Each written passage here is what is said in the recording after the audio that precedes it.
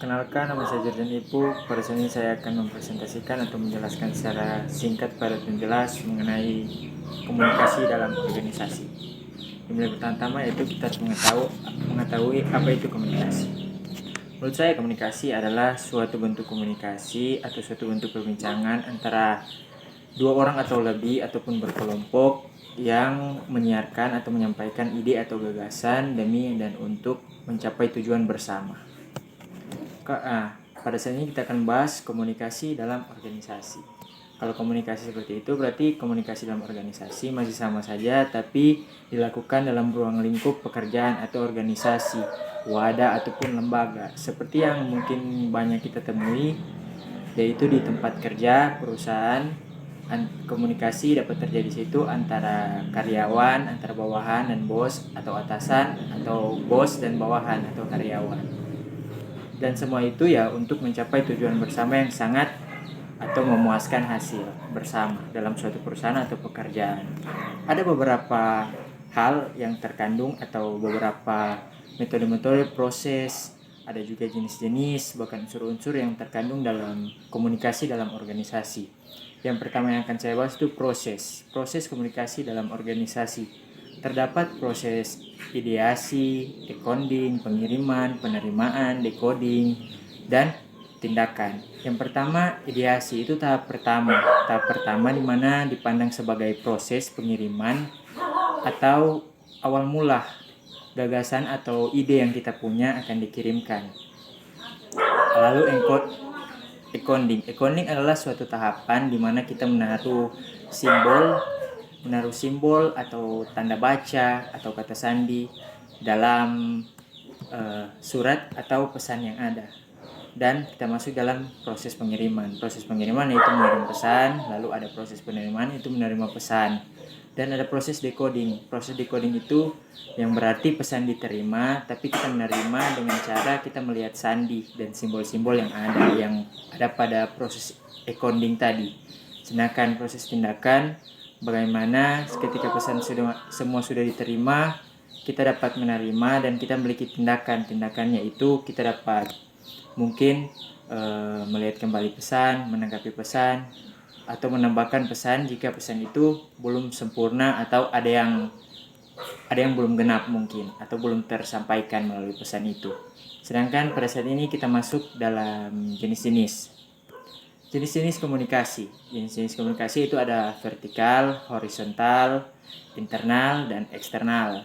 Pertama saya bahas di sini yaitu vertikal. Vertikal yaitu komunikasi atau jenis komunikasi antara pemimpin ke staf.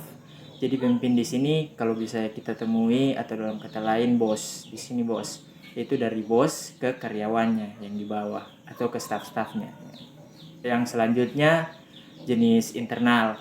Jenis internal yaitu komunikasi mencakup semua yang terjadi dalam organisasi. Jadi semua komunikasi yang terjadi dalam organisasi disebut jenis komunikasi internal.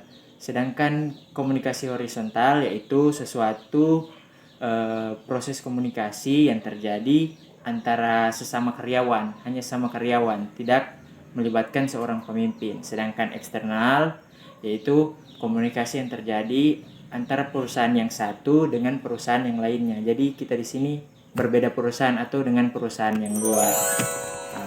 Kita masuk dalam unsur-unsur komunikasi dalam organisasi ada 4, yaitu ada komunikator atau pengirim, yang selanjutnya penyampaian berita, lalu ada pesan, itu pesan yang akan disampaikan.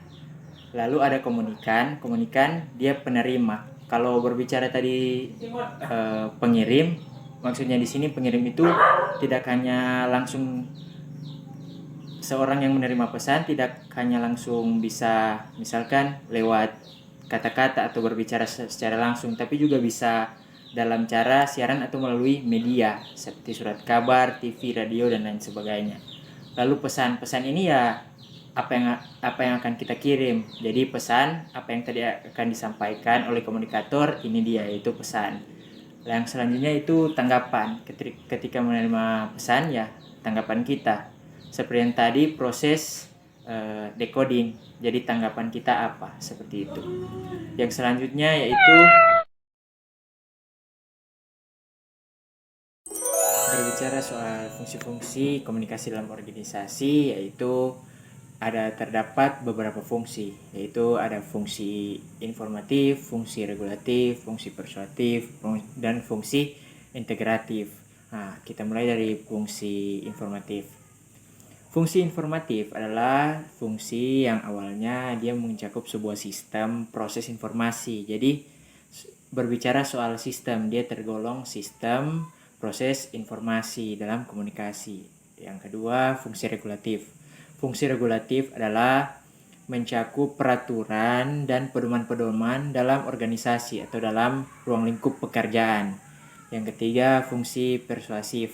Fungsi persuasif adalah cara lain dari perintah-perintah, lebih yang mungkin bisa dibilang di sini tergolong lebih halus. Biasa digunakan ini dalam suatu pekerjaan atau organisasi karena tergolong halus.